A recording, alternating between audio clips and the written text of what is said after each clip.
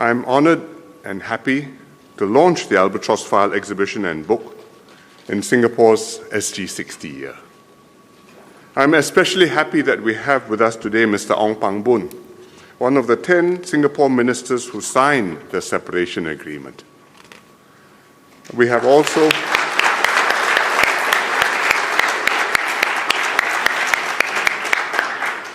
also family members of the other signatories who are no longer with us. We have Mr. Ng Ka Ting, who, with Mr. Ong, are the two surviving members of Singapore's first parliament, which sat in December 1965.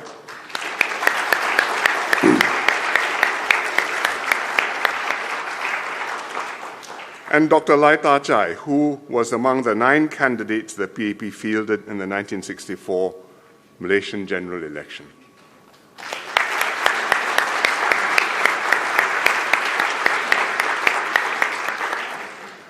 The main contours of the story of separation have long been well known. Tunku Abdul Rahman, the Malaysian Prime Minister then, recounted some of it in his 1977 memoirs, Looking Back. More information emerged as British, Australian, and New Zealand diplomatic cables and reports of that period were declassified from the early 90s onwards. Mr. Lee Kuan Yew told the story from his perspective in his memoirs, The Singapore Story, relying on some of the same documents we are releasing today, as well as oral histories that he and his close colleagues had recorded in the early 1980s. Historians have also written about separation. Professor Albert Lau's definitive account, A Moment of Anguish, appeared in 1998, the same year as Mr. Lee's The Singapore Story. Still, the core of this book, the Albatross File, is something which has not previously been put out. The file contains important documents from the period, most of which have not been published before. It was created, named, and kept by Dr. Goh Keng Swee, then the Minister for Finance. The albatross was Malaysia. Dr. Goh felt that Malaysia had become an albatross around Singapore's neck. He was alluding to Samuel Taylor Coleridge's poem, The Rime of the Ancient Mariner. Those of you old enough, like me, may have studied it at O levels. For a period, the file was lost, before being found in a MINDEF storeroom in the early 1980s. It was discovered by Dr. Tan Keh Chee, a MINDEF officer who was then interviewing Dr. Goh and some of our founding leaders for an oral history project on the political history of Singapore. Dr. Goh relied on the file in his own oral history interviews and read into the record several of the documents in the file. But for Keh Chee's efforts and fortunate discovery, this precious record might have been lost to history, and we would have been all the poorer for it. The public first learnt of the existence of the file in 1996, after Dr. Goh mentioned it in an interview with Dr. Melanie Chew for her book, Leaders of Singapore. The Albatross File gives a vivid sense of what happened, a dramatic blow-by-blow record of how Singapore came to separate from Malaysia. There are incisive cabinet papers setting out the fundamental issues at stake, analyzing the strategic choices facing the different actors, and describing the state of political play after merger with Malaysia. There are specific proposals on how Singapore might achieve a looser federation within Malaysia. There are succinct records of conversations with Malaysian leaders and British and Australian diplomats. And there are the meticulous handwritten notes by Dr. Goh of his meetings with Tun Razak and other Malaysian ministers to negotiate the separation agreement. When I was Prime Minister, I decided that the Albatross File should be declassified and published. Together with the file, I also decided to publish relevant extracts from the oral histories of key participants involved in separation to bring together and put on the public record a full documented account of this seminal event in our independence journey. A team, which included later Susan Sim, Albert Lau, and Tan Tai Yong, went through the material carefully, picked out the key documents and sections, annotated them, and wrote up the editorial apparatus, introductions, prefaces, and footnotes. This book is the result of their considerable labors. The reader will not only understand the actions and events that led to separation, but will also feel the emotions and the passions of our founding fathers. It is a history well worth publishing.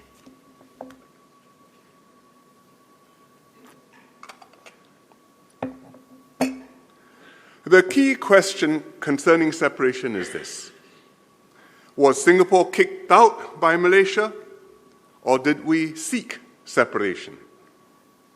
Originally, the prevailing view was we were kicked out. The Tunku himself said at the time that the decision to kick Singapore out of Malaysia had been taken by him solely. But of course, such an earth-shaking and at that time unexpected outcome could not have had a simple or a singular cause. The Tunku certainly was a decisive figure in separation, but many factors forced his hand and led him to conclude that letting Singapore go was the best option for him and for Malaysia. Not least was the intense political campaign that Mr. Lee and others in the Singapore leadership mounted to fight for a Malaysian Malaysia. As Dr. Goh observed in his oral history, after the July 1964 race riots in Singapore, Mr. Lee decided on a counter-offensive at great risk to himself. It was Lee's policy, Goh said, that if we were to get good terms out of the Malaysian leadership, either total separation or a new working arrangement within Malaysia, that they, the federal authorities, must find existing arrangements intolerable. So, Mr. Lee brought enormous political pressure to bear on the federal government. There was the crucial speech in the Malaysian Parliament on the 27th of May, 1965, where Mr. Lee spoke in fluent Malay. You can hear the speech in the exhibition. The Tunku later described that speech as the straw that broke the camel's back. And there was the Malaysian Solidarity Convention that Dr. Toh Chin Chai and Mr. Rajaratnam had initiated, which held rallies up and down the peninsula. At the first rally at the National Theatre in Singapore on the 6th of June, Mr. Lee gave another powerful speech. You can hear that too. Those were very tense days. Mr. Lee was aware that the federal authorities were considering arresting him and that he was in grave peril. But as he told Britain's High Commissioner to Malaysia, Anthony Head, he could not back down. And as Anthony Head noted, there is considerable truth and force in what Mr. Lee said. I was 13 years old then. One day on the Istana golf course, he told me that if anything were to happen to him, I should look after my mother and younger siblings. Fortunately, as we later learned, the British Prime Minister then, Harold Wilson, had warned the Tunku that the UK would have to reconsider its relations with Malaysia if he arrested Mr. Lee. So by the end of June 1965, the Tunku had decided that it would be best to return Singapore to Lee Kuan Yew instead. The Tunku's decision led to the talks between Razak and Dr. Goh from mid-July onwards. Within 3 weeks, a separation agreement was drafted, signed, and Singapore was on its own. The Albatross had finally loosed off our neck. As many historians have since characterized it, separation was a mutually negotiated outcome. But it wasn't the outcome that Mr. Lee preferred. The Albatross File, as well as the oral histories, present evidence that Mr. Lee was quite torn about separation. Indeed, it was Mr. Lee's counter-strategy that forced the Tunku's hand. And it was he who directed Mr. Barker to draft the separation documents soon after Dr. Goh's first meeting with Razak on the 15th of July. But his aim was to strengthen Singapore's position politically, so as to compel the federal government to grant Singapore greater autonomy. Mr. Lee recounted in his oral history and in his memoirs how in the talks between Dr. Goh and Razak, he had instructed Dr. Goh to press for a looser constitutional rearrangement within Malaysia, and that separation was to be an option only if Singapore couldn't get such a rearrangement. But Dr. Goh came back to report that Razak wanted a total hiving off.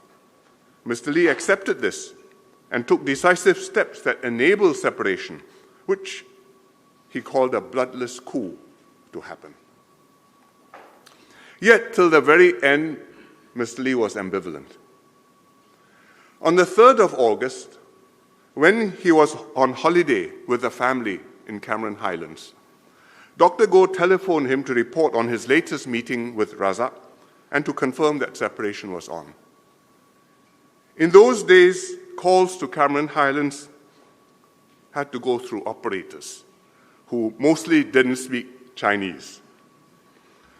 So Dr. Goh and Mr. Lee spoke in Mandarin, not Dr. Goh's strongest language. I remember that phone call. I was in the room at Cluny Lodge when my father took the call that afternoon. And I heard him tell Dr. Goh in Mandarin, "This is a huge decision. Let me think about it." I didn't know then what it was about, but it became plain soon enough. This was less than a week before separation day. And even on 7th of August, after Dr. Goh and Mr. Barker had settled the agreement with Tun Razak, Mr. Lee saw the Tunku again to ask if they could have a looser federation instead, perhaps even a confederation. It was the Tunku who said flatly that it was over. I remember sleeping that night on the 7th of August on the floor in the corner of my parents' bedroom at Temasek House in Kuala Lumpur before the family drove back to Singapore the next day. My father got up repeatedly throughout the night to write notes to himself. And this explains Mr. Lee's state of mind at separation and why at the press conference on the 9th of August he broke down and spoke about a moment of anguish. My mother said in her oral history that that was the closest he came to a nervous breakdown. Decades later, when Mr. Lee was preparing his memoirs, he obtained Dr. Goh's permission to read his oral history. It was only then that Mr. Lee discovered that, contrary to his instructions, Dr. Goh had, from the start, gone for a clean break and never tried for the looser federation which Mr. Lee preferred and had instructed him to try for. Mr. Lee was so astonished that he made a note of the exact time, date, and place where he first learned this. In the margin of the transcript of Dr. Goh's oral history, next to the passage where Dr. Goh confirmed that it was he and not Razak who had suggested separation, Mr. Lee wrote, "First time read on the 22nd of August, 94, 5:40 p.m. in the office." Mr. Lee had been trained as a lawyer. Mr. Lee told some of the ministers about this, and his great surprise at what had really happened He also spoke to me about it. You can see this page with Mr. Lee's marginal note in the exhibition. In 1977, when the Tunku sent Mr. Lee a copy of his memoirs looking back, he inscribed on the flyleaf to Mr. Lee Kuan Yew, the friend who had worked so hard to found Malaysia and even harder to break it up. The first half of the sentence was true enough. Mr. Lee had indeed worked hard to achieve merger with Malaysia. But the second half was incorrect. Rather than a break with Malaysia, Mr. Lee's aim was a more secure and workable constitutional arrangement for Singapore within Malaysia. Mr. Lee felt torn. On the one hand, he felt deeply his responsibility to the Singaporeans whom he had persuaded to merge with Malaysia. On the other hand, he felt keenly his obligation to all those in the rest of the Federation, whom he and the Malaysian Solidarity Convention had mobilized to fight for a Malaysian Malaysia. It weighed heavily on him that he was abandoning and letting down the millions left behind when Singapore separated. On his part, Dr. Goh was convinced that merger was doomed and that the Malaysian leaders themselves wanted us out. Hence, when he negotiated with Razak, he pressed for total separation, assuring Razak that Mr. Lee would be amenable to the idea. Thankfully, the stars were aligned.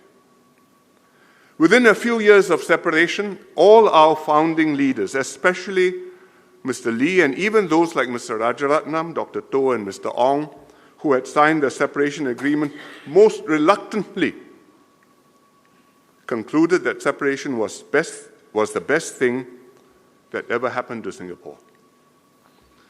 In this SG 60 years, we are very glad that Dr. Goh did what he did. Singapore has thrived and progressed far beyond anything the Founding Fathers imagined. But it was far from inevitable that events would turn out this way.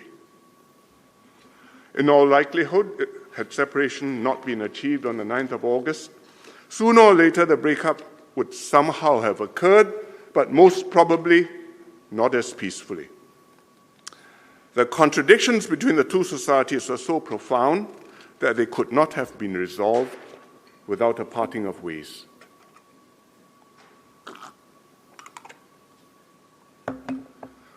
Four men were key to bringing separation about.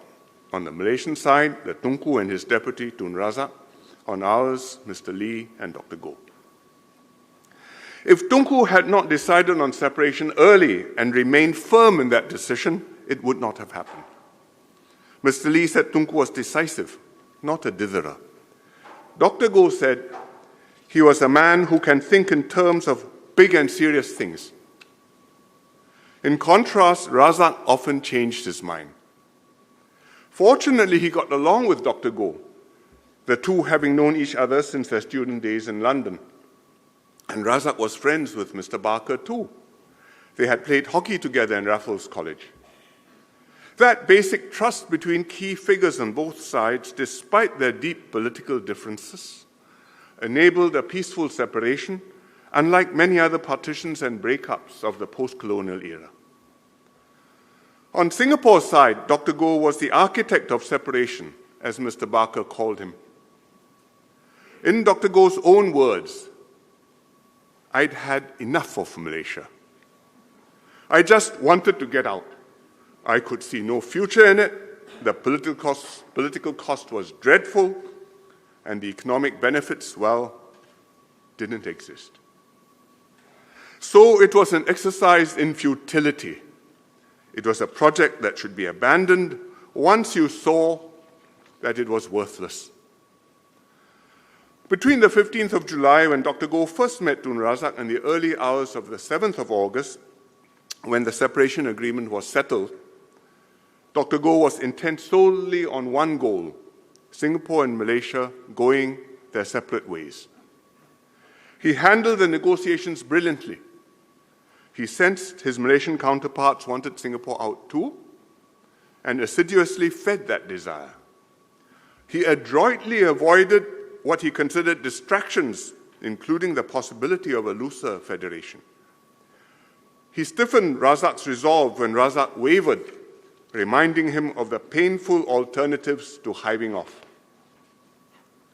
He also committed Mr. Lee to separation by asking for a letter authorizing him, Dr. Goh, to negotiate constitutional rearrangements with Malaysian leaders. And he did not tell Mr. Lee that he was not pursuing any of the other possible rearrangements which Mr. Lee had instructed him to press for, except one: separation. And finally, Mr. Lee. Separation was not his preferred outcome, but he supported Dr. Goh in the negotiations and supervised Mr. Barker to include key clauses in the separation documents. He went to great lengths to persuade all his ministers to sign the separation agreement. So there was no cabinet split, and independent Singapore started out with a strong, united leadership team. At the strategic level, it was the political pressure that Mr. Lee orchestrated, the international stature that he had built up, and the courage and leadership that he showed, which compelled the Tunku to let Singapore go. Had Mr. Lee shown any signs of being afraid or being willing to bend, we would have been rolled over. Singaporeans saw Mr. Lee stand up to the radicals in UMNO, the ultras, as he called them. They knew he could not be intimidated. They realized that he was prepared to risk all, including his life, to secure their future. It was through this experience of merger, followed by separation, that Mr. Lee and the PAP solidified their support among our pioneer generation. Mr. Lee was not the only Singapore leader to show courage in the crisis. In the week before Dr. Goh's first meeting with Razak, two significant events happened.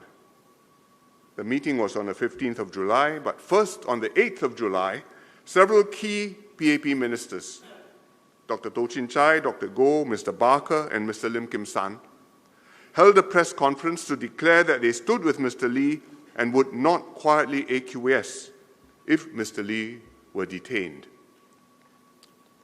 Then, on the 10th of July, there was a by-election in Hong Lim constituency. Singapore's leaders believed the federal authorities had engineered this by-election to test the PAP's support. The PAP had lost Hong Lim twice before. This time, it fielded Lee Kun Choi as its candidate. It campaigned on the issue of a Malaysian Malaysia, and Kun Choi won with 60% of the votes. These two events surely convinced the federal leaders, especially the ultras, that they could not cow or suppress Mr. Lee and his team, and hence they were better off with Singapore out of the federation. Trust in government, and in the political leadership in particular, is founded on the people knowing their leaders will always have their backs. That is one important lesson from our 2 years in Malaysia. Our founding leaders won the right to govern because Singaporeans were convinced that Mr. Lee and his team could not be intimidated into compromising Singapore's interests. His successors have not forgotten this lesson. No Singapore PM has ever allowed any force or power, whether foreign or domestic, to intimidate us into compromising our national interest or sovereignty. The other enduring lesson is never to take our racial and religious harmony for granted. From September 1963, when the PAP won all 3 Malay majority seats in the general elections, till July 1964, when Singapore was engulfed in race riots, was only 10 months. Within this brief period, the ultras succeeded in sowing deep distrust between the Malays and Chinese. Asked for his most vivid memories of the 2 years in Malaysia, Mr. Lee said, "First, how easy it is to arouse communal passions.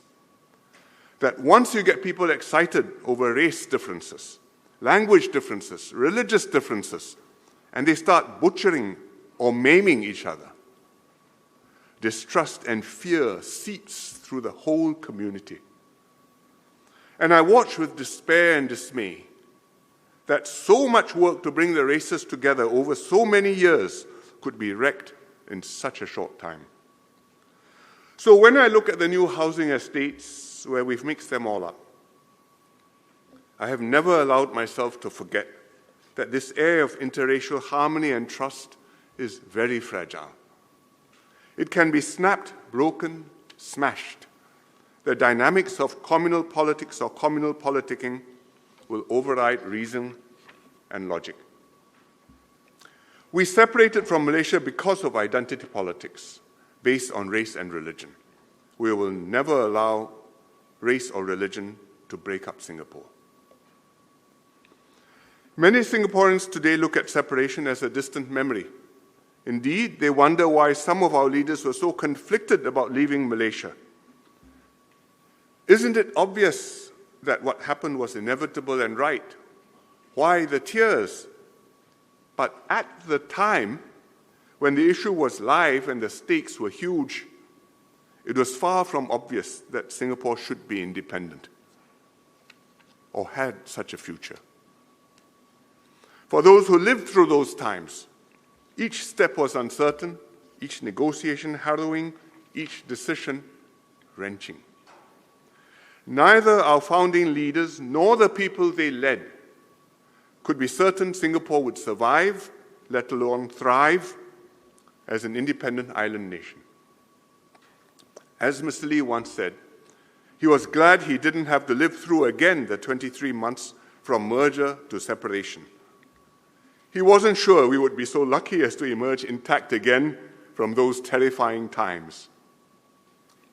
I encourage Singaporeans, young and old, to experience through this book and exhibition how on the 9th of August 1965, Singapore came to be forever a sovereign, democratic, and independent nation.